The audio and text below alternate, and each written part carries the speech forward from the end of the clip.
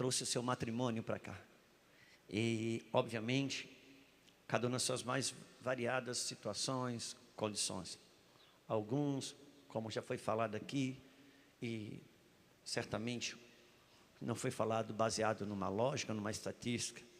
Eu creio que pelo Espírito, alguns em situação bem delicada, outros em situações difíceis, outros em situação mediana, outros com seus matrimônios muito bem elaborados, e por isso estão aqui, por causa que sabem fazer a manutenção, porque casamento é um gerúndio, casamento não é algo, não está no campo de algo definido, ele é um gerúndio. Então você não casa, eu casei tal dia, não, você não casou tal dia, tal dia você começou um casamento e está casando até hoje, e você não precisa nem mudar de esposa, de marido, para estar casado com outro homem, com outra mulher.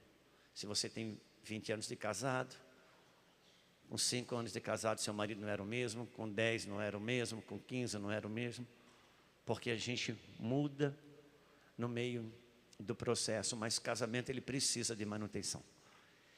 Eu sempre digo que eu, assim como o Telmo, nós somos do tempo que, quando eu era jovem, não era fácil você ter um carro novo como é hoje, não tinha essa condição de compra, de planos, a moeda corrente não permitia isso. Quem tinha um carro novo, com menos de 5 anos, eram pessoas realmente muito abastadas. Então a gente tinha carro antigo. Então a gente tinha, por exemplo, um Chevette 81, modelo 83, modelo 85, porque a gente trocava o para-choque e ele era assim, não é? Então, e a gente mesmo arrumava o carro. A gente mesmo arrumava, trocava o pneu, botava o pneu da frente para trás, e um pouco na hora não trocava o óleo, completava com óleo de cozinha mesmo, e a gente dava um jeito de ajeitar o carro. Mas sempre tinha aquele amigo, familiar ou parente, que esse não fazia assim com o seu carro. Na hora de trocar o pneu, ele trocava o jogo de pneu. Na hora da troca do óleo, ele ia lá e trocava o óleo.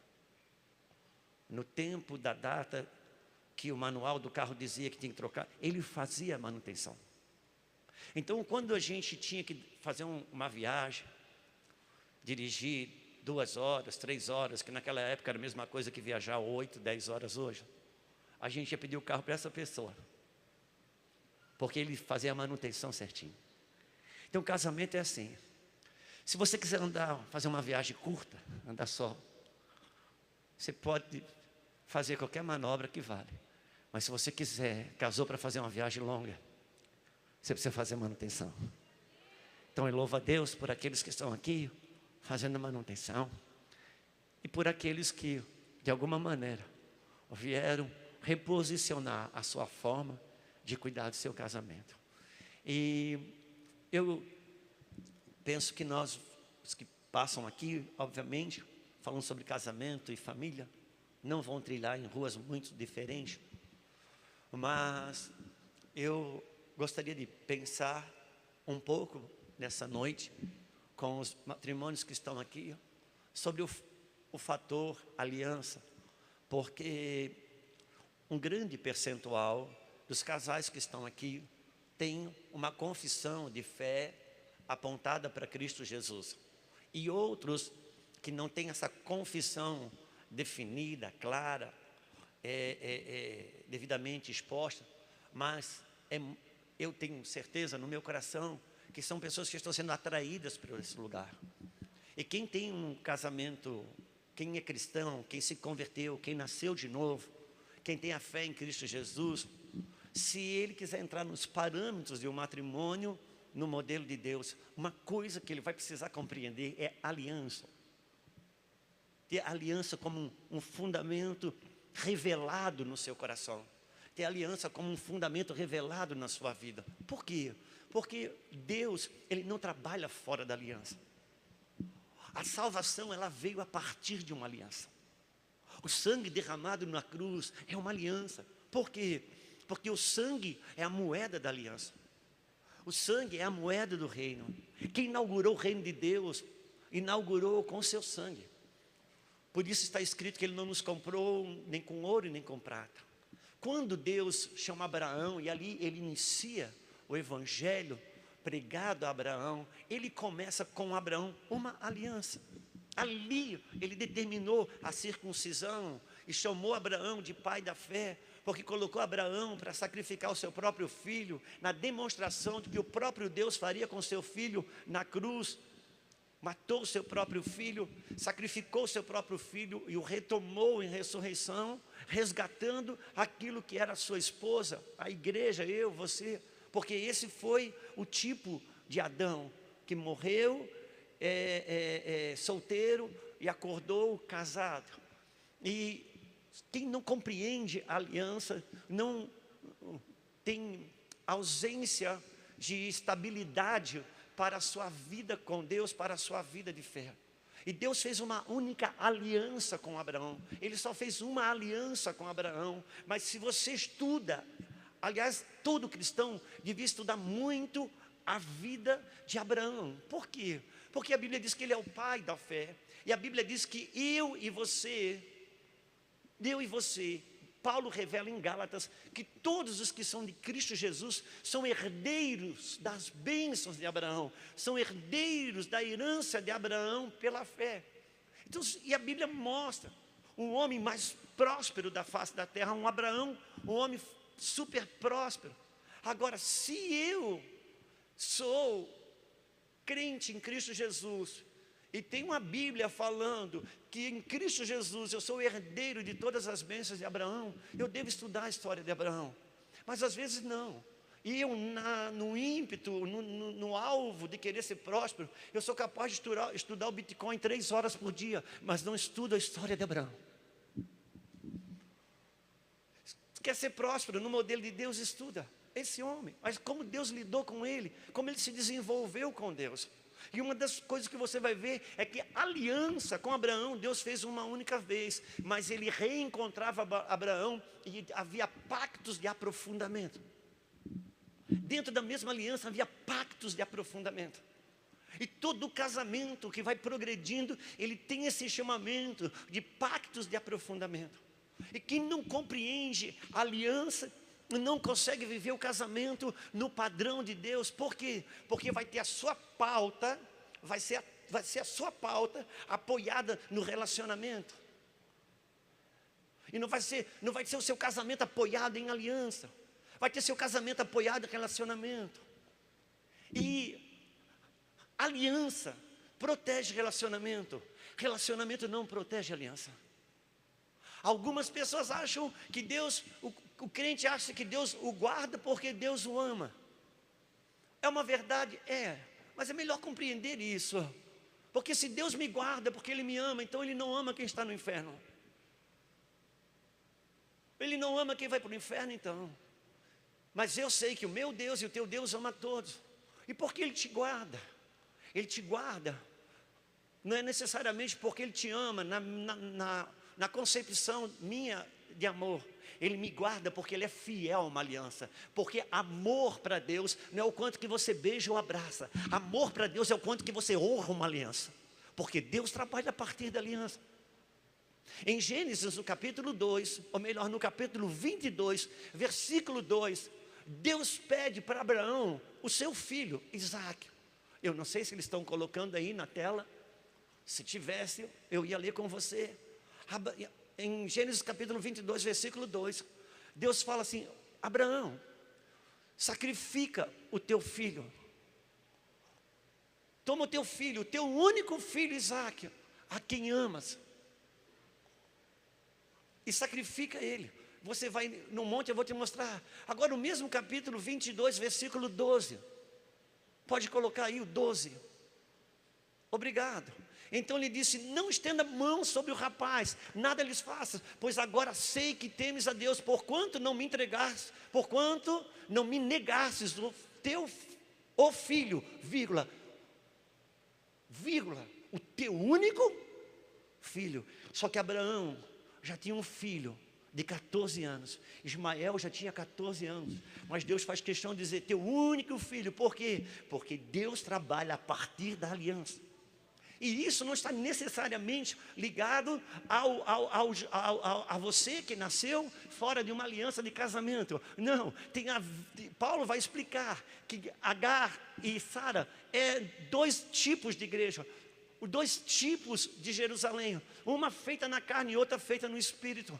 Quando Deus estabeleceu você como alguém salvo, reconheceu a sua fé, Ele entregou a salvação, o espírito, Deus colocou você para dentro da aliança com Ele, no sangue de Jesus Cristo. Ainda que eu sei que todo aquele que vem para Cristo, ele está dentro da aliança, mas mesmo assim, todo homem e toda mulher que foi feito fora da aliança do casamento, ele tem uma guerra extra. Ele tem uma guerra paralela. Porque Deus trabalha a partir da aliança. Então, um homem, uma mulher que estão casados, se eles não compreenderem o conceito de aliança, eles vão trabalhar a partir do relacionamento. E a partir do relacionamento, você dá ao outro o que o outro merece. Só que 1 Coríntios capítulo 7, versículo 3 e 4, vai dizer que o homem tem que dar à mulher o que lhe é devido, e a mulher lhe dá ao homem o que lhe é devido. E se você quiser achar uma outra tradução, vai dizer que o homem, o marido, deve dar à esposa o que lhe é por direito, e a esposa dá ao marido o que lhe é por direito. Que direito? O direito que lhe confere na aliança. Então o marido não dá à esposa o que a esposa merece, marido dá à esposa aquilo que ela tem por direito dentro da aliança. Esposa não dá ao marido aquilo que ele merece, esposa dá ao marido aquilo que ele tem por direito dentro da aliança, inclusive o seu próprio corpo. Agora, se eu não tenho aliança como um fundamento relacional, eu parto a partir do relacionamento. Tem pessoas aqui, não precisa levantar a mão, mas em algum momento na sua vida de casado, você amando a sua esposa, mesmo amando o seu marido, você já teve o desejo, o sentimento, o ímpeto, a vontade de naquele determinado dia sair de casa e dormir fora de casa. E não foi. E não foi, não é porque você ama, porque amar aquele dia não era suficiente para você. Você não foi por causa da aliança. Porque a aliança protege relacionamento, relacionamento não protege a aliança. Então, se uma relação matrimonial, ela não estiver apoiada em relacionamento, por quê? Porque é o que Deus colocou na aliança é que guarda um casamento. De maneira que, se você está casado, eu entendo quando o celebrante diz, José, na hora da cerimônia, você não está casando para ser feliz, José. Você está casando para fazer a Maria feliz. Maria, você não está casando para ser feliz, você está casando para fazer o José feliz. Eu sei a boa intenção do celebrante, eu sei, já tive frases dessa natureza, não é um ponto de crítica aqui, mas deixa eu lhe dizer uma coisa, Maria não casa para fazer José feliz, José não casa para Maria ser feliz, José e Maria casam para cumprir o propósito da aliança, e se eles casarem para cumprir o propósito da aliança, ali dentro da aliança, eles vão achar muitas coisas, e dentre elas felicidade para o José, felicidade para Maria. Por quê? Porque o fundamento de Deus é aliança, e sem revelação de aliança, você vai ter a sua vida pautada só em relacionamento. E se a vida está pautada em relacionamento, anda no campo do direito. Você cai da justiça de Deus. Fora da justiça de Deus, seu direito está na obrigação do outro. Dentro da justiça de Deus, o seu direito está no fato de você conquistar a grandeza da liberdade de não depender da obrigação do outro. Talvez eu tivesse que repetir isso. Do lado de cada cruz, você trabalha pelo direito. O seu direito está na obrigação do outro. Do lado de lá da cruz, não. Você alcançou a liberdade de não depender da obrigação do outro para cumprir o seu direito. Isso só a cruz pode dar.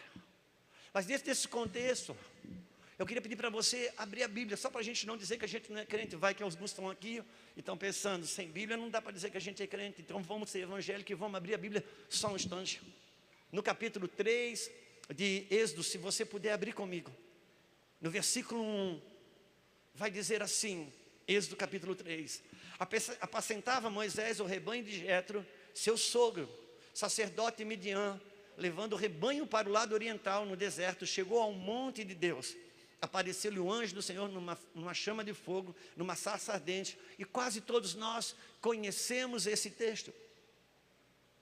Seja ele lido na Bíblia, assistido no filme, ou até mesmo na novela da Record, quem sabe. Mas ele estava apacentando o rebanho de Jetro, e Deus aparece para ele numa sarça ardente. E no versículo 10 desse mesmo capítulo 3 vai dizer assim: vem agora e eu te enviarei a Faraó, para que tires o meu povo, os filhos de Israel, do Egito. Uau!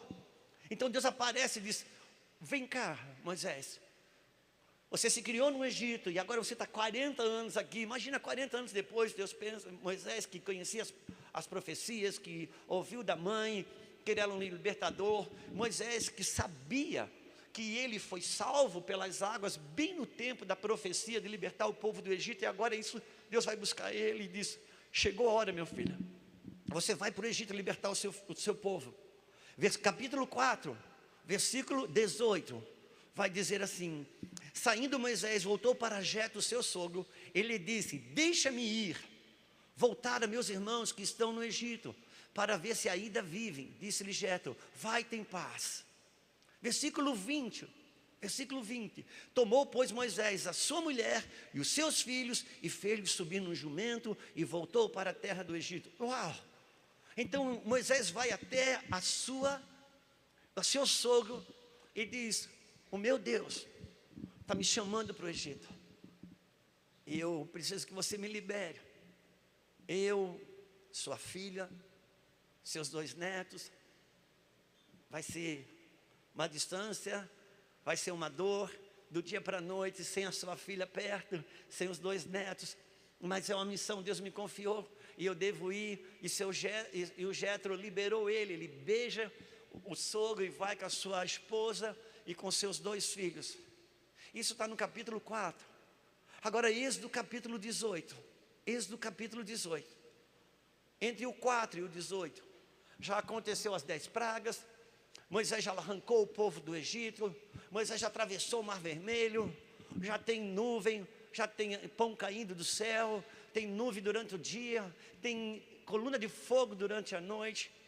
E vai dizer assim: ora Jetro, sacerdote de Midian, sogro de Moisés, ouviu todas as coisas que Deus tinha feito a Moisés e a Israel, seu povo, como o Senhor trouxera Israel do Egito. Jetro, sogro de Moisés. Se alguém não conhece a casa de Jetro, consulte na internet. A casa de Jetro, uma plataforma online para homens, dirigida pelo Espírito Santo, através do nosso querido pastor Telmo. Ele tem uma plataforma de ensino para homens com esse nome. Jetro, sogro de Moisés, tomou a Zípora, mulher de Moisés, depois que este Moisés, lá enviara com os 2 filhos dela, dos quais um se chama Gerson. Pois disse: fui peregrino em terra estranha. E outro, Eliezer, pois disse: Deus do meu pai foi minha ajuda e me livrou da espada do Egito. Versículo 2. Jetro, sogro de Moisés, tomou Zípora, mulher de Moisés, depois que este lá enviara. Uau! A grande maioria, ou todos os teólogos, concordam basicamente, há quase uma unanimidade nisso, que quem escreveu o Pentateuco, os 5 primeiros livros da Bíblia, foi Moisés. E Moisés escreve, ele mesmo escreve, que ele honrosamente pede para o seu sogro liberar ele para cumprir a missão de Deus, que é libertar o povo do Egito. E ele faz isso, sentado no jumento, e tudo isso nós lemos aqui. Só que agora, lá no capítulo 18, depois Moisés já tinha cumprido muita coisa, a Bíblia diz que esse mesmo sogro vai a Moisés, com a sua filha, a esposa de Moisés, e com seus 2 netos, filhos de Moisés, que este Moisés mandou de volta. Uau! Eu não sei o BO que aconteceu no caminho, mas o fato é que alguma coisa aconteceu. E para Moisés não escrever o que aconteceu, quem você acha que está errado? Para Moisés ocultar O que aconteceu? E não é porque os homens foram para a guerra e ele devolveu as mulheres. Não, se você ler a história, é homem, mulher, estavam todo mundo com as suas famílias. Somente a esposa de Moisés e os filhos voltam para casa. E o sogro agora vai até Moisés. Versículo próximo, que seria o 6º. Versículo 6, que vai dizer assim, ou 5. Veio Jetro, o sogro de Moisés, com os filhos, a mulher de Moisés, no deserto onde estava acampado, junto ao monte de Deus, e mandou dizer a Moisés: eu, teu sogro Jetro, venho a ti com a tua mulher e teus 2 filhos. Então saiu Moisés ao encontro do seu sogro, inclinou-se e o beijou, indagando pelo bem-estar de cada um, entraram na tenda. Você imagina? Vamos imaginar, a Bíblia fala que Moisés falava com Deus face a face no monte. Aí de repente Moisés está no monte, e de repente algum mensageiro tem que dizer: Moisés, e Moisés pensa: para eles virem me interromper aqui é uma coisa muito séria. O que foi? Seu sogro está lá embaixo. Ele apareceu, tem uma mulher e 2 crianças junto, 2 garotos. Moisés vai, desce. A Bíblia diz que eles se encontram, um indaga a situação do outro, aquela conversa boba, o sol, o dólar está subindo, guerra no Irã, tal, mas entraram na tenda. Irmão, pensa o gabinete. Entraram numa tenda para uma conversa. Para uma conversa. E no versículo 8, contou Moisés ao seu sogro tudo o que o Senhor havia feito a Faraó e aos egípcios por amor de Israel, e todo o trabalho que passaram no Egito e como o Senhor o livrara. Alegrou-se Jetro de todo o bem que o Senhor fizera a Israel, livrando das mãos dos egípcios. Uau! Moisés senta, entra na tenda. Jetro não te conta nem de abrir a boca, nem de falar. A boca fala do que o coração está cheio. E Moisés está cheio de vitória para contar. Ele está cheio de vitória para contar como Deus feriu os egípcios, como Deus abriu o mar vermelho, como ele com o seu cajado tocou o mar vermelho e abriu, como o seu ministério está bombando, como a sua empresa está funcionando, como a sua carreira está indo bem. Ele estava cheio para contar das coisas que estavam dando muito certo a partir das suas mãos, não importa o preço que custasse, ele estava cheio de coisas gloriosas para contar, e isso tudo em nome de Deus. E Jetro vai dizer no versículo 10, ele disse: bendito seja o Senhor que nos livrou da mão dos egípcios e da mão de Faraó. Agora sei que o Senhor é maior do que todos os deuses, porque livrou este povo debaixo das mãos dos egípcios, quando agiram arrogantemente contra o povo. Então Jetro, sogro de Moisés, tomou holocaustos, sacrifícios para Deus, e veio Arão e todos os anciões de Israel para comerem pão com o sogro de Moisés diante de Deus. Uau! A sabedoria desse homem. Não é à toa que o pastor Telmo intitulou a casa de Jetro uma casa de conselheiros. Há homens que querem ter a vida alinhada, tanto no seu chamado, vocação, quanto na sua casa.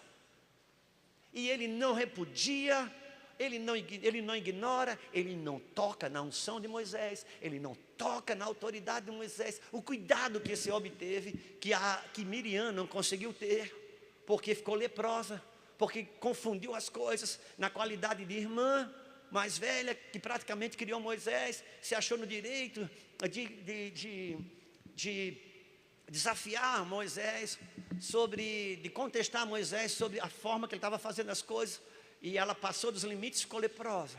Mas esse homem sábio não. Ele disse: oh, glória a Deus, Moisés, é lindo o que Deus está fazendo, e o teu Deus realmente é poderoso. E ele se entrega: até eu que sou um sacerdote, eu quero sacrificar o seu Deus. E Moisés, quando vê que o negócio, a barra está limpa, ficou bonita a história, ele aí chama Arão, chama toda a liderança, porque o negócio agora estava bacana, e devolve, e tem a conversa, ele devolve a família, alguma coisa, tudo parece que está tudo muito bem aqui. Versículo 13. No dia seguinte, depois de entregar filhos, esposa, Jetro está para ir embora. No dia seguinte, assentou-se Moisés para julgar o povo, E o povo estava em pé diante de Moisés, desde manhã até o pôr do sol. Vendo, pois, o sogro de Moisés, tudo que ele fazia ao povo, disse: que é isto que fazes ao povo? Por que te assentas só e todo o povo em pé diante de ti, desde manhã até o pôr do sol? Respondeu-lhe Moisés ao seu sogro: é porque o povo vem a mim para consultar a Deus. Quando tem alguma questão, vem a mim para que eu julgue entre um e outro, e lhes declare os estatutos de Deus e as suas leis. Então o sogro disse: meu filho, o que é isso que você faz? O que é isso que você está fazendo? Desde manhã até a noite, respirando a tua carreira, respirando a tua profissão, o teu chamado, a tua vocação. O que é isso? É porque o sogro, o senhor não está entendendo. O povo vem até a mim para consultar sobre Deus, sobre uma situação e outra, e eu tenho a inspiração de Deus. Sogro, o senhor não está entendendo. Sem mim, Deus nada poderá fazer.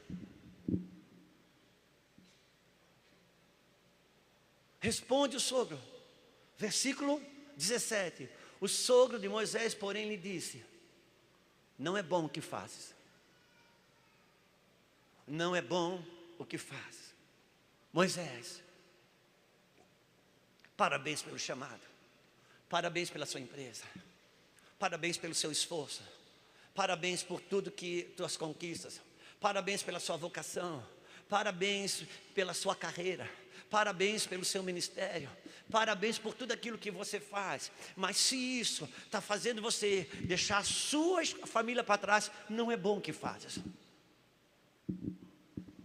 Parabéns pelo teu esforço. Eu vejo você de manhã até a noite dedicado a isso, e certamente você tem muito argumento para isso. Eu sei que se você mostrar a sua realidade, tudo vai parecer fazer muito sentido, seu esforço, sua dedicação. Mas se isso coloca a tua casa em segundo plano, saiba, não é bom o que fazes.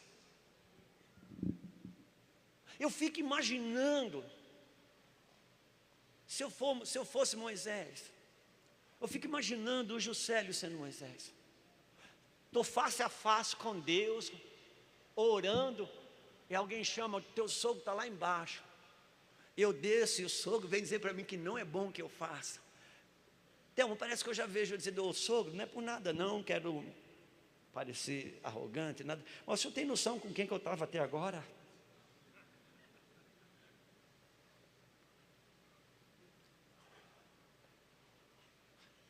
Sua família está ficando para trás. Não é bom o que tu fazes. Por mais espiritual que pareça ser, por mais correto, por mais que você consiga provar muita coisa, e se você for uma pessoa boa de argumento, igual eu, igual o Telmo, se você faz parte do manipulador ativo, de uma manipuladora ativa, não passiva, você pode construir um enredo muito bom. Mas se isso coloca a família no segundo plano, não é bom o que faz. Ainda que você possa convencer todo mundo que isso tudo é amor, porque você está pensando no futuro da sua casa, não é bom o que fazes. Só que eu gostaria, se você me permitisse, pensar no contexto de Moisés com relação à dificuldade com a sua casa. Eu não quero ficar no chavão, ainda que seja lindo, verdadeiro, que nenhum sucesso substitui o fracasso de um lar, ou coisas desse tipo, coisas que vão caindo muito, virando jargão, elas vão perdendo a verdadeiro impacto do sentido disso. Mas biblicamente, se o que você faz vai colocando a sua casa, comprometimento. O que Jetro está dizendo: Moisés, é lindo, tudo é muito lindo, o seu esforço, sua dedicação, uau. Mas deixa eu dizer uma coisa, meu filho. Se você continuar assim, não leva 3 meses, sua esposa e seus filhos vão bater na minha casa de novo. Se você continuar assim, não leva 3 meses. Como eu vou estar feliz. Mas, como alguém que descobriu até o teu próprio Deus, não é bom o que faz. se você não corrigir isso. Mas vamos pensar em Moisés, a dificuldade dele com relação à casa, a dificuldade que Moisés teve para circuncidar o seu próprio filho, e pensar que toda a igreja de Moisés não circuncidou seus filhos, e a circuncisão é marca de aliança, é marca de paternidade. Irmãos, deixa eu lhe falar uma coisa, Deus, Ele não se apresentou, Jesus não veio apresentar a Israel, ao seu povo judeu, Deus como Deus, o judeu conhece melhor do que eu e você. O que Jesus veio revelar foi o Pai. Ele veio trazer uma marca da aliança e o sentido de família. Mas vamos pensar no Moisés. E eu não quero diminuir Moisés. Moisés foi o homem que Deus escolheu para comparecer na transfiguração de Jesus. Ele é o símbolo, ele chega a dizer que viria outro semelhante a ele. Ele é a marca poderosa na Bíblia. Mas há uma realidade para o homem humano e há uma realidade para o homem profético. O próprio Elias, que é outra grandeza dentro da Bíblia, ele é o pai de todos os profetas. De todos os profetas, Deus escolheu na transfiguração de Cristo Elias para aparecer como representante de todos os outros profetas. Isso é uma grandeza imensurável. Contudo, a Bíblia vai dizer que Elias era um homem sujeito às paixões como eu e você. Então tem uma realidade para o Elias humano e tem uma realidade para o Elias profético. O Elias profético foi perfeito, o Elias humano não. Ele tem coisas para ensinar para mim. A mesma coisa Adão. A Bíblia há uma realidade para o Adão humano, há uma realidade para o Adão profético. A Bíblia fala que Adão é um tipo de Cristo. Um tipo de Cristo. Em Adão uma aliança acontece. E se você olhar, você vai ver que toda a queda humana, ela aconteceu pelo pecado de Adão. O homem que comeu por desobediência. O homem Adão, humano. O profético não. O profético não. Porque quando Eva comeu do fruto proibido e trouxe Adão e disse: Adão, coma isso aqui, olha que gostoso. E Adão diz: Eva, você tem noção do que você fez? Não está escrito, irmãos, estou dando roteiro para a novela da Record. Eva, você tem noção do que você fez? Sim, eu comi do fruto proibido. Eva, você sabe a implicação disso? Sim. Segundo Deus, eu vou morrer. Eva, você não está entendendo. A implicação disso é que a gente vai se divorciar, porque você vai morrer e eu vou ficar viva. E não tem casamento entre o morto e o vivo. Só tem um jeito da gente continuar casado. E no ato de amor, o Adão profético come do fruto e morre também. Por quê? Porque é um tipo de Cristo.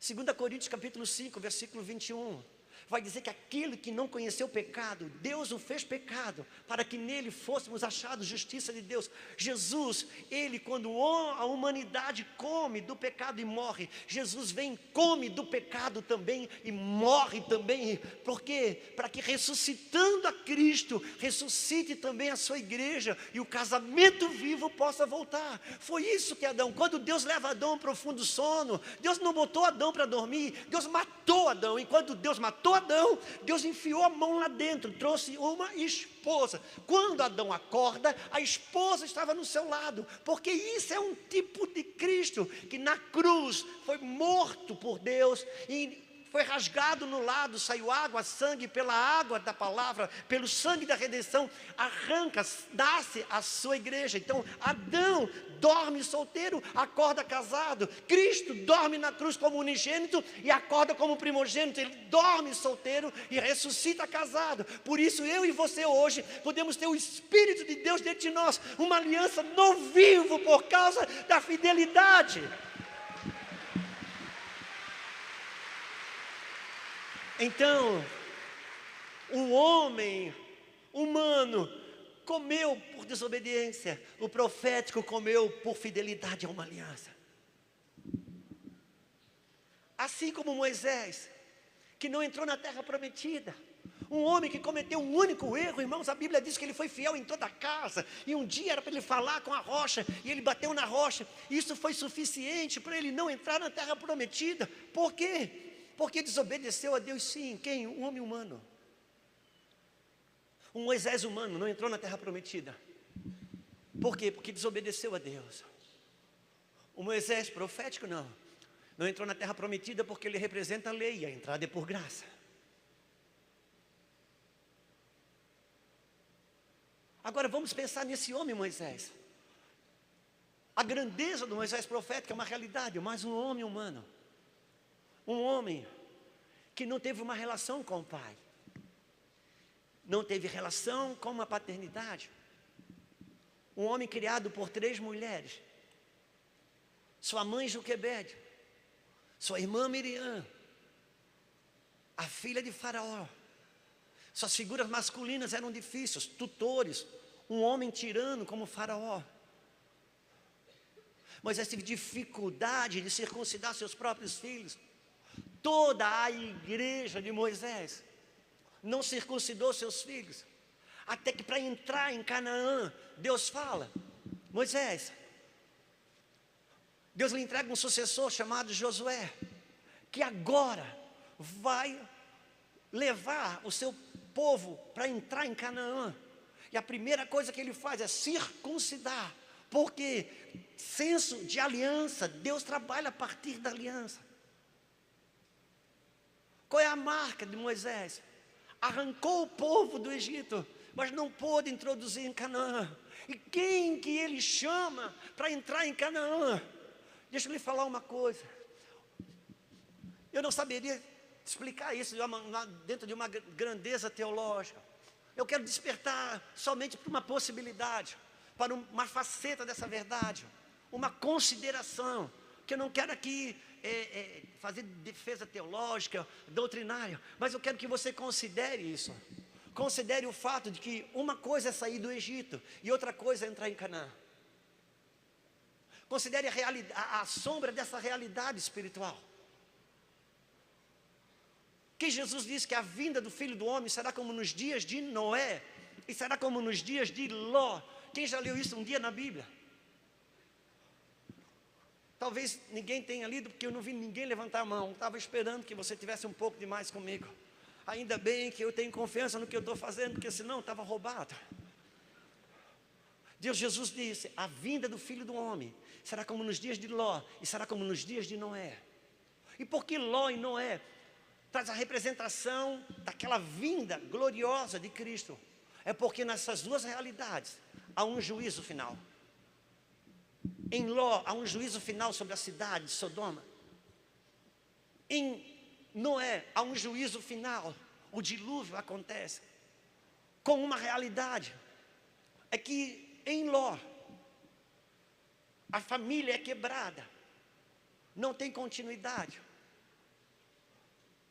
Em Noé, a família é preservada e tem continuidade. Agora, de como foi destruída Sodoma? A Bíblia fala que a Sodoma foi destruída com fogo e com enxofre. E nas palavras de Jesus, fogo e enxofre apontam para que realidade? Aponta para a realidade do inferno. Porque ele disse que ali haverá fogo e enxofre e ranger de dentes. Então, Ló, o justo Ló, Pedro fala que Ló é justo. Ló foi salvo. Salvo do quê? Do fogo e do enxofre. Foi salvo do inferno. Noé salva a sua casa, salva a sua família. E ele tem continuidade. Ló não consegue. Ló, embora fosse justo, Noé pregou, não converteu ninguém. Só que a mensagem de Noé tinha impacto sobre a sua casa. A mensagem de Ló não tinha impacto sobre a sua casa. Noé conservou a sua família, pôde reconstruir o mundo. Ló não conseguiu preservar a sua família, não pôde reconstruir nem a cidade. Mas ele foi salvo do fogo do inferno. Porque há uma realidade para sair do Egito. Há uma realidade para entrar em Canaã. Há uma realidade para sair do Egito. Você nascer de novo. Quem não nascer de novo não pode ver o reino de Deus. Mas quem não nascer da água e do Espírito não pode entrar. E há uma realidade para ver, uma realidade para entrar. E se você me permite por um momento pensar no Egito como salvação e pensar em Canaã como reino, governo, aonde a terra prometida é estabelecida, você vai ver que Moisés não consegue circuncidar a casa, não consegue fazer com que o seu povo circuncidasse os seus filhos. Não havia senso de paternidade, mas tirou o povo do Egito, mas não pôde introduzi-lo em Canaã. Eu estou falando do Moisés humano. Então, um homem chamado Josué é escolhido por Moisés. E qual é o lema de Josué para entrar em Canaã? Quanto a vocês eu não sei, mas quanto a mim, eu e minha casa serviremos ao Senhor. Porque reino começa com a casa, reino começa com a família.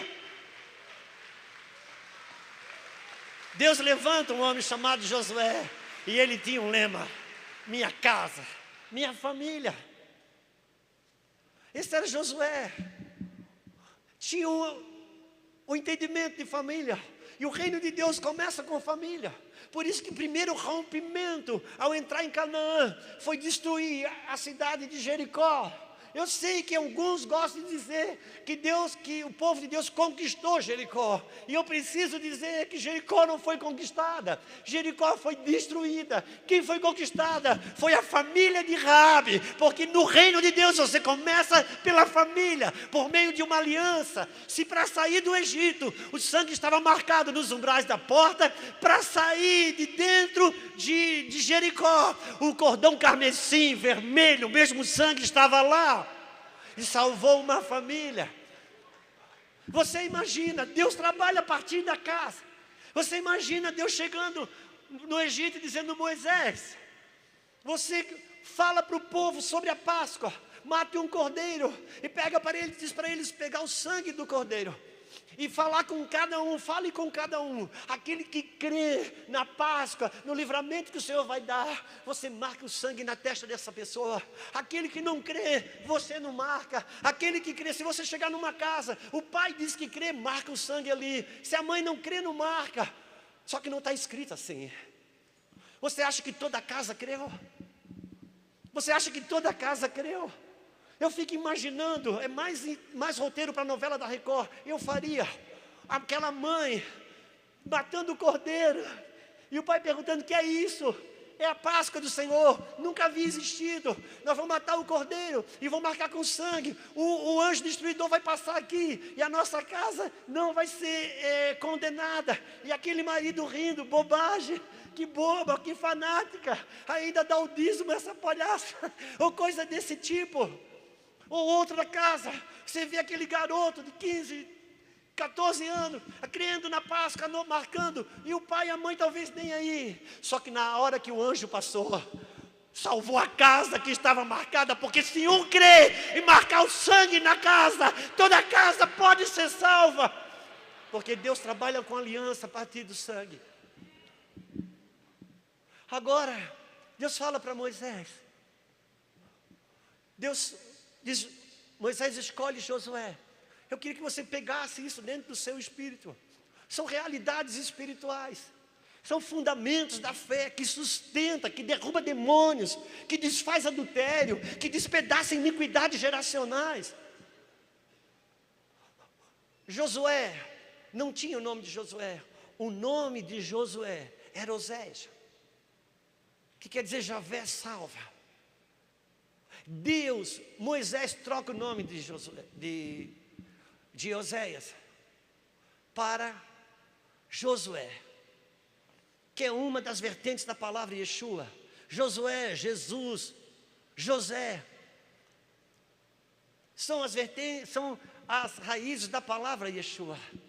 Quando Moisés troca o nome de Josué, de Oséias para Josué, Moisés representa a lei. A lei clamou por Yeshua para poder entrar em Canaã, entrar no reino. Até hoje, se você não considerar a aliança não considerar a família. Talvez você possa ser usado para tirar pessoas do Egito, mas que se quiser introduzi-las em Canaã, vai precisar considerar a família, aliança de matrimônio e família. Vai precisar considerar esse fundamento, o fundamento da fidelidade, aquilo que Cristo veio fazer. Eu não tenho tempo, mas eu vou gritar mais uns 6, 7 minutos aqui, se você me permite. A aliança que entrega um matrimônio. Eu não sei se você já se perguntou, mas ninguém no Antigo Testamento, Deus permitia que as pessoas, até os patriarcas, reis que ele levantava, profetas, tivessem mais do que uma esposa. E por que isso? Porque toda a velha aliança estava pautada na revelação da queda humana, aonde Adão quebrou uma aliança com Deus. E a partir desse momento, o espírito da infidelidade agora estava no homem. E o homem não conseguia mais ser fiel a Deus. Por isso que só em Cristo Jesus, quando Cristo vem e Ele é fiel até a morte, e nessa fidelidade até a morte, Ele, na sua ressurreição, Ele dá a condição de eu e você ser ressuscitado no nosso espírito, nascer de novo. Então a aliança da fidelidade de Cristo volta. O homem pode voltar a ser fiel a Deus, porque o espírito da fidelidade de Cristo está sobre ele, dentro dele. E quando você olha para os tipos de Cristo que casaram, você vai ver que até os patriarcas, todos tiveram 2 esposas, ou 3, só um homem só teve uma esposa, Isaac. Porque Isaac é o tipo do Cristo que casa. Quando Deus fala para Abraão, Abraão, mata o seu filho Isaac, Deus estava dizendo, Abraão, me representa. Eu quero revelar em ti, pai da fé, o que eu vou fazer com o meu filho Jesus Cristo. Você acha que a fé nasceu num homem? Você acha que a fé nasceu num homem chamado Abraão? A fé nasce em Deus. E ele encontrou em Abraão alguém que decidisse responder para aquilo que Deus estava fazendo sobre a face da terra. Por isso que Deus, Abraão, o pai da fé, numa representação de Deus, ele manda o seu secretário numa terra longínqua pegar uma esposa para vir se casar com o seu filho Isaac. Porque foi a mesma coisa que Deus fez, está fazendo. Mandou o Espírito Santo na terra e está buscando uma esposa para casar com o seu filho. Esse casamento que se dá na morte, por isso que Isaac passa pelo sacrifício, pelo holocausto, a marca da aliança, da morte e da ressurreição. Por isso ele é o único que tem uma esposa só. E que esposa é essa? Rebeca. E quem é Rebeca? É a igreja, é eu, você, todo aquele que nasceu de novo. E essa mulher está grávida agora, e começa uma confusão no seu ventre. Ela briga para lá, briga para cá, tem uma luta no seu ventre. Os bebês brigavam literalmente pelo ventre. Por quê? Brigavam pela primogenitura, lutavam por nascer primeiro. E ela vai orar, ela bate um ultrassom celestial, e Deus diz, minha filha, tem 2 garotos aí, tem 2 naturezas aí. E nasce o primeiro, chamado Isaac, e nasce o segundo, chamado Jacó, agarrado no seu calcanhar, como quem querendo puxar para trás, para nascer primeiro. Por quê? Porque quem nascia primeiro tinha a bênção da primogenitura.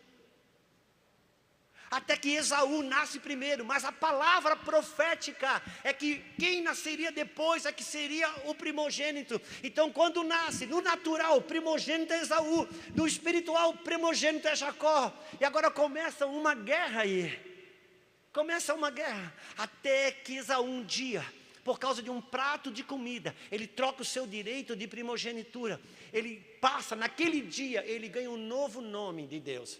Ele deixa de ser chamado Esaú e ele passa a ser chamado Edom, que é a mesma palavra para Adão. Ou seja, ele perdeu a primogenitura. Quando o homem descolou da vida de Cristo, quando ele caiu de Cristo em Adão, ele perdeu o direito de primogenitura, que essa é a minha e a sua condição, até que quando você recebeu a Cristo, e se não receber, esse é um dia muito especial para isso.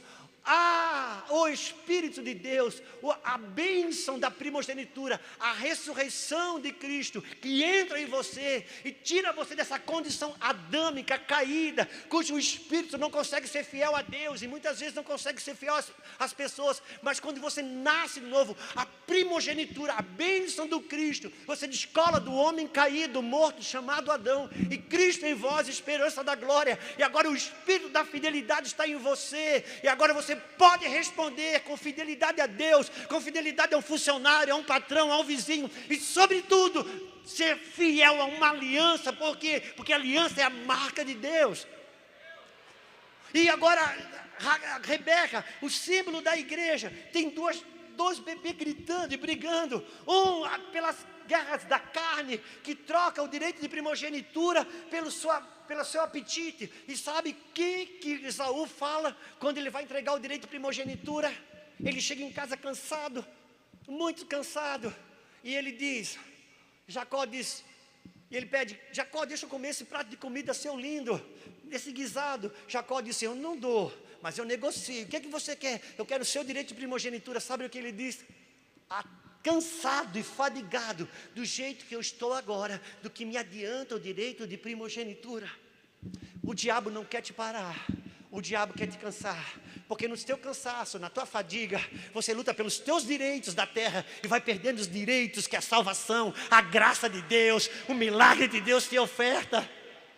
Por isso, ele ainda trabalha com aliança e está buscando homens e mulheres que entendam sobre aliança. E essa é uma noite, uma boa oportunidade.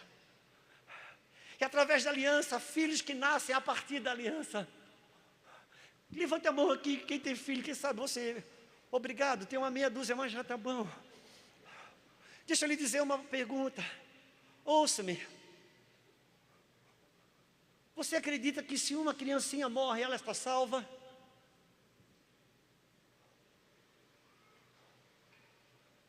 Quem tem coragem de levantar a mão agora?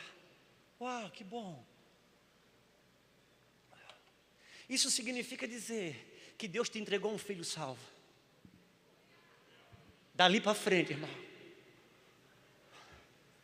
uma aliança tem o poder de preservar essa salvação. Por quê? Por que o diabo vem no matrimônio? Satanás não quer o teu casamento. Alguém falou, o diabo está com um canhão apontado para o matrimônio. Não, Satanás quer seu filho. A briga sempre foi pela semente. Quando um ladrão estoura um cadeado, não é o cadeado que ele vai buscar, ele vai buscar o que está dentro, porque se a aliança é ferida, o resto vai sendo dilacerado. Por isso, essa é noite de restauração de aliança, de fundamento de aliança, porque a aliança protege relacionamento. A aliança protege relacionamento. O espírito da fidelidade que volta. Quando o povo entrou em Canaã, tinha a primeira coisa a ser derrubada, Jericó, uma fortaleza, uma cidade murada.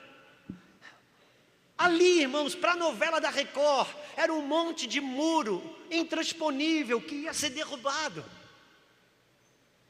Mas no espírito não. No espírito não era Israel derrubando a Jericó dos cananeus, dos filisteus, não.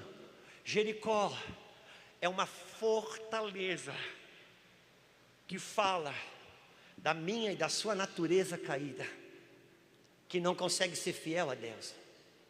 Por isso que quando a muralha cai, uma mulher lá, Raabe morava onde? Alguém lembra? Morava na muralha. A casa dela era na muralha. A casa dela era no muro. Que casa? A casa da prostituição. Então, eu preciso entender que a prostituta na Bíblia sempre fala da igreja. É difícil a gente olhar para a igreja como uma prostituta, mas é isso. Quando aquelas duas prostitutas tiveram filho no mesmo dia, e uma dormiu em cima do seu filho, matou, e trocou o filho da outra na madrugada, e chamaram as duas prostitutas, estavam ali. Até que chama o rei Salomão e diz: o que está acontecendo? Essas duas pariram na mesma noite. E uma criança amanheceu morta. Essa diz que o filho vivo é dela. E a outra diz que o filho vivo é dela. E ela disse: não, esse menino morto é dela, o meu é o vivo. E a outra disse: não, senhor. Não, esse filho, ela trocou, esse filho vivo é meu. E o Salomão disse assim: vem cá, me dá aqui uma espada. Se elas estão brigando pelo filho vivo, eu vou cortar no meio. Agora eu vou cortar no meio. E uma mulher grita: não, não, não, não corte. Dê esse filho vivo para ela. E Salomão disse: não, esse filho é seu. Porque só uma mãe verdadeira prefere o filho vivo. E porque isso fala de duas igrejas. Aquela igreja que dorme sobre os seus filhos. E se o filho estiver morto, não tem problema. Se não vai ficar com ela, não importa se morre. Mas a igreja verdadeira: bom se fica comigo, mas eu quero é vivo. E como que você separa o falso do verdadeiro? É o rei com a sua espada, porque a espada do Espírito, o Espírito e a palavra, ele separa o vivo do morto. Por quê? Porque o reino de Deus não é sobre mal e bem, o reino de Deus é sobre morte e vida. Por isso que Jairo era o maior da sinagoga, ele era o principal da sinagoga, mas Deus vai atrás de Jairo. Por quê? Porque Jairo estava com a filha adoecida. Não adianta, na sinagoga você ter relevância, mas dentro da sua casa está morrendo. Deus começa pela casa. A casa sempre vai ser mais importante que a sinagoga, que o trabalho, que a carreira.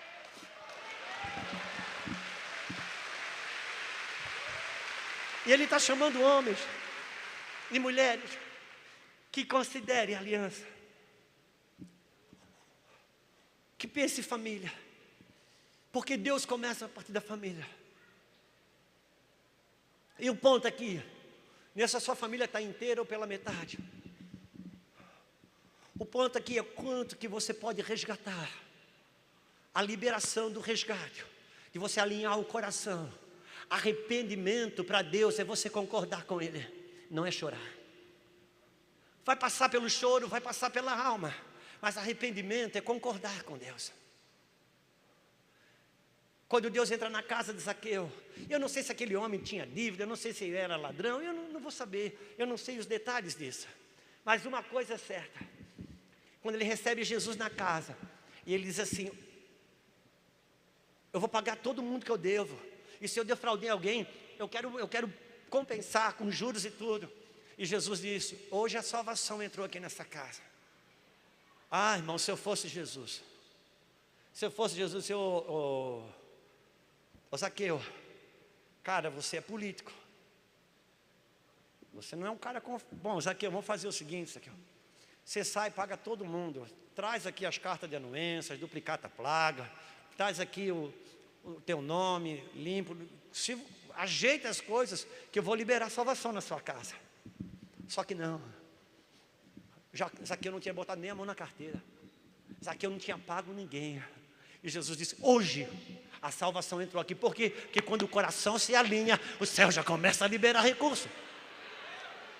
Então o ponto não é o como que está, não é você contar a sua história. Se você contar a sua história triste para mim, eu tenho certeza que eu vou aumentar a tristeza da minha só para ganhar de você. O ponto é quanto que você pode se alinhar com Deus. Por quê? Porque naquele dia que a muralha de Jericó caiu no chão, a casa da prostituição, o espírito da infidelidade caiu inteiro. Só que Raabe não, Raabe caiu na mão de Deus. Porque se você se volta para Deus, ao espírito da prostituição, o espírito da infidelidade, esse cai, mas você cai na mão de Deus.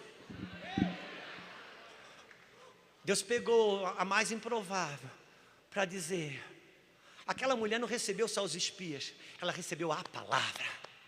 Ela não escondeu espias, ela escondeu a palavra. E ela tinha uma marca na janela, uma abertura do sangue carmesim ali. Deixa eu lhe dizer, tem testemunho de restauração maravilhosa acontecendo. E os testemunhos podem ajudar você. Mas amanhã você pode esquecer do testemunho que o Telmo falou aqui. Amanhã você pode esquecer do testemunho que o Fábio falou aqui. Mas se você se agarrar com essa palavra, por quê? Porque céu e terras passarão, mas essa palavra não vai passar.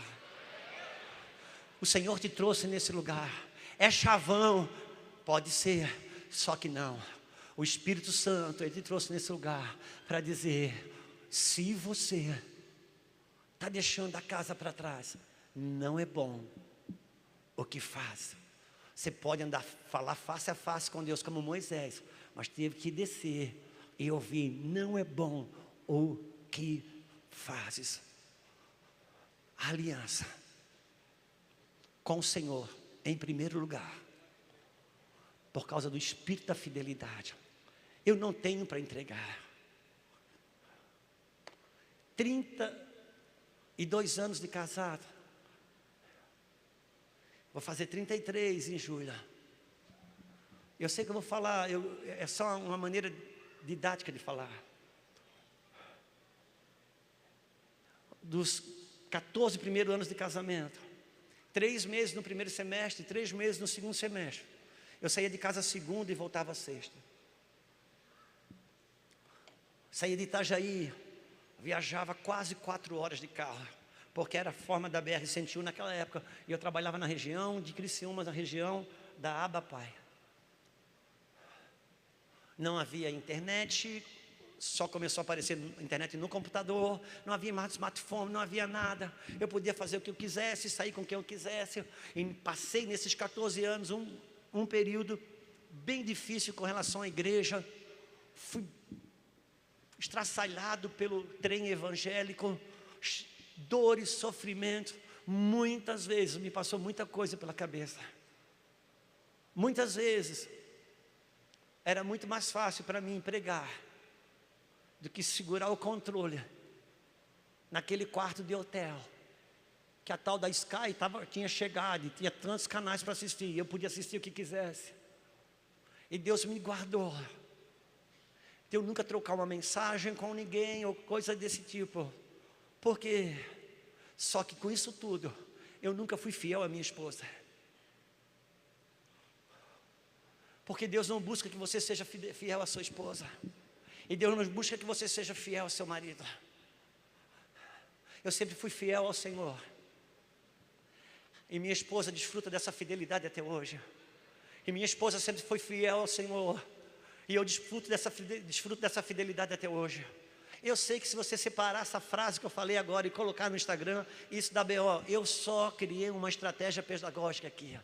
Se você for fiel à aliança com Deus, a aliança com Deus disponibiliza toda a fidelidade que você precisa entregar. Fiel a Deus, e seu cônjuge vai desfrutar da aliança.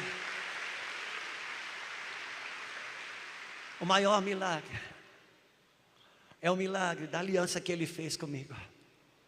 Deus não me guarda só porque me ama. Ele me guarda porque Ele é fiel a uma aliança. E hoje à noite, se você puder ficar de pé. Se você puder ficar de pé. Tem um convite.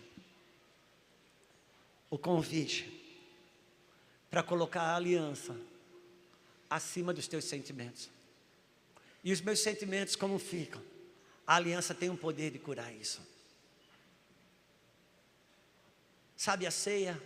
A ceia é a renovação da aliança. A ceia, ela cumpre o mesmo papel de uma vida íntima do casamento. Ou vou colocar de outra forma, a vida íntima de uma aliança matrimonial no seu leito, ela tem a mesma expressão da ceia. Quando um casal, dentro da aliança, no seu leito, ele tem seu momento de intimidade. O que acontece ali, em primeiro lugar, é a celebração da aliança do casamento. Em segundo lugar, é a renovação da aliança de sangue. Em terceiro lugar, é a renovação da aliança emocional. É por isso que muitas vezes, quando um casal está meio insatisfeito um com o outro, por uma situação ou outra, e de repente os dois têm aquela namorada boa, que foi bom para os dois. No outro dia, nenhum dos dois se consertou nos defeitos que vinham a queixa, mas um está mais macio que o outro. Eles estão mais macios um com o outro. Eles estão mais tolerantes um com o outro, por causa da renovação da aliança emocional. Quando você ceia, é a renovação da sua aliança com o Senhor, é a celebração da sua aliança com Ele, é a renovação da aliança de sangue. E é por isso que você é chamado para ver como está a sua aliança, do seu amor filial. Tem perdão que eu preciso entregar. Por que eu ceio? Tem gente que quer se consertar antes da ceia. Tem gente que está esperando. Irmãos, às vezes você tem um casal na igreja, dia da ceia, na hora que passa a ceia, eles estão brigados. Saíram brigados de casa, eles estão de mal, e de repente vai cear. Aí tem aquele que olha, tem aquela consciência, que está brigado com a esposa, a hora que passa a ceia, ele baixa a cabeça. Uau. Ele se sente espiritual. Ele se sente uma pessoa consciente do evangelho, porque ele está brigado. E de repente o outro cônjuge simplesmente ceia. E ele ainda fica julgando, não entendeu o evangelho. Deixa eu falar uma coisa para você. Essa pessoa que parece ser tão espiritual, ela preferiu não cear com o Senhor, para ter o direito de continuar brigado. Isso não é evangelho.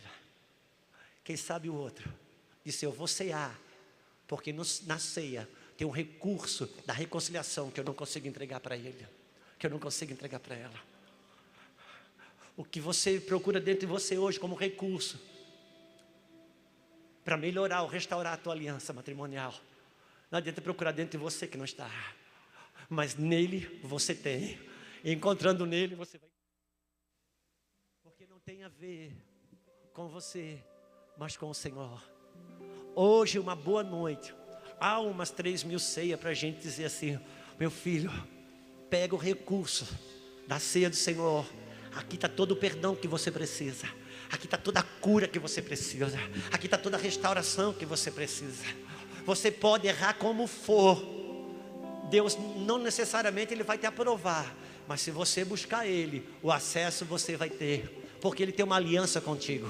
Não necessariamente Ele te aprova, mas Ele não nega o acesso. E quem tem aliança com o Senhor, não necessariamente aprova o que o cônjuge está fazendo, mas Ele não rejeita o acesso, porque Ele dá abertura para a cura do Senhor acontecer. Essa noite é noite de quebra de resistência, é noite de destruição de parede, porque o Deus que rasga acesso está aqui. Você só está salvo porque Cristo na cruz rasgou o véu. Ele abriu um acesso para você se reconciliar com o Pai, e hoje esse acesso mora com você. Então hoje é dia de valorizar a aliança antes do relacionamento, porque daí eu posso entregar. Como o pastor Theo orou, você me permite orar também? Me perdoe, pastor Fábio, eu fiz de conta que o relógio não tinha parado. Eu sempre gosto de pedir para as pessoas fazer um combinado. Eu esqueci de fazer hoje. Eu sempre digo: gente, eu não olho no relógio. Você não olha no relógio para não dar raiva. Eu não olho para não sentir culpa. Sempre assim funciona, mas hoje eu esqueci disso. Seja você na primeira. Amor, é tanta gente que não dá. Se você seja você na primeira fileira, ou esteja você na última, deixa que o Espírito entre nesse lugar. A tua teologia não te ajuda. Pergunta o pastor Telmo o que é conhecer a Bíblia. Horrível, irmão, muitas vezes você conhecer aqui, mas não ter ela aqui. O que você sabe, você pode ensinar, você pode pregar, mas viver, você vive do que tem. Na hora do aperto, você não vive do que sabe. Na hora do aperto, você vive do que tem. Por isso, Jesus veio para os seus, mas os seus não reconheceram. Mas todos quantos receberam, deu-lhe a conhecer, deu-lhe a tornar filhos de Deus. Quem recebeu. Eu sei, disse Nicodemos, que tu és o Filho de Deus. Nicodemos, saber não é tudo. Você precisa receber o Espírito do novo nascimento e conhecer o que é aliança, o que é ter pai, o que é proteger uma casa, uma linhagem, o que é quebrar a iniquidade geracional, despedaçar julgos religiosos, legalistas.